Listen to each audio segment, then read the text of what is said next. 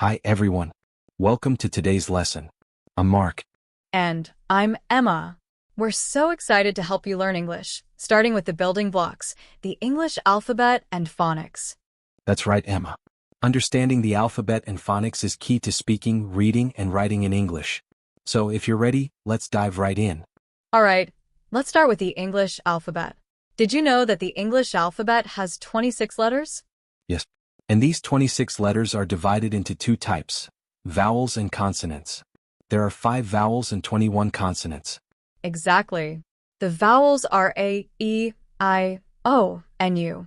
And the consonants are all the other letters.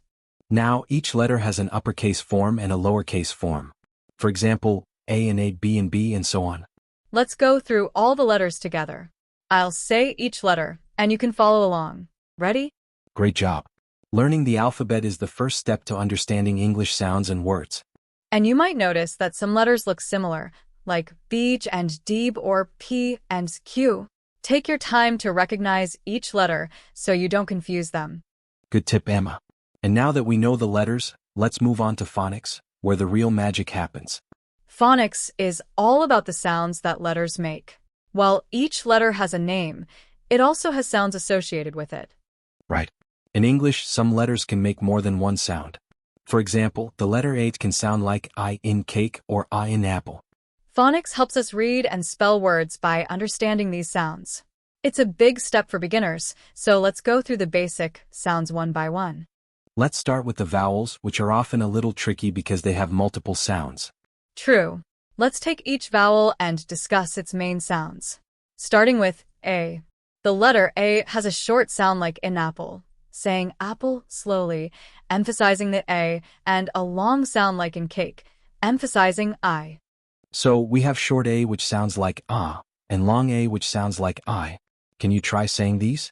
The letter E also has a short sound, like in egg, emphasizing the E in egg, and a long sound, like in C, emphasizing the E. So remember, short E sounds like eh, and long E sounds like e. Now, for the letter I. The short I sound is in sit, saying sit slowly, and the long I sound is in bike, emphasizing I. So short I is H like in sit, and long I is I like in bike. The letter O has a short sound in hot, saying hot slowly, and a long sound in go, emphasizing O. That's right, Emma. Short O sounds like on and long O sounds like O.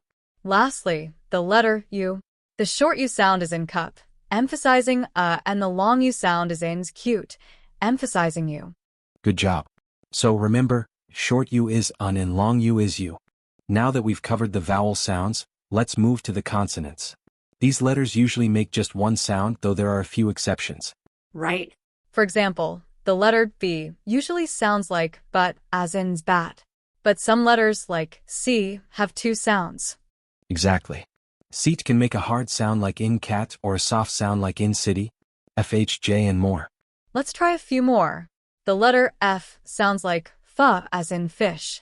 H sounds like ha as in hat. And J sounds like jo as in jump. Great examples. It's important to practice each sound and get familiar with how they feel when you say them. Now, here's a fun part. Blending sounds to make words. Once you know the basic sounds, you can start putting them together. Yes. Take the letters C, A, and T. If we blend them, we get cat. Let's try a few together. I'll say the sounds, and you can blend them into words. CAT, cat. DOG, dog. SUN, sun. Practicing phonics every day will help you read and pronounce new words confidently. That's right. Try listening for these sounds in everyday words, and you'll start recognizing them naturally. And don't worry if it takes time. Learning a language is a journey, and every step counts.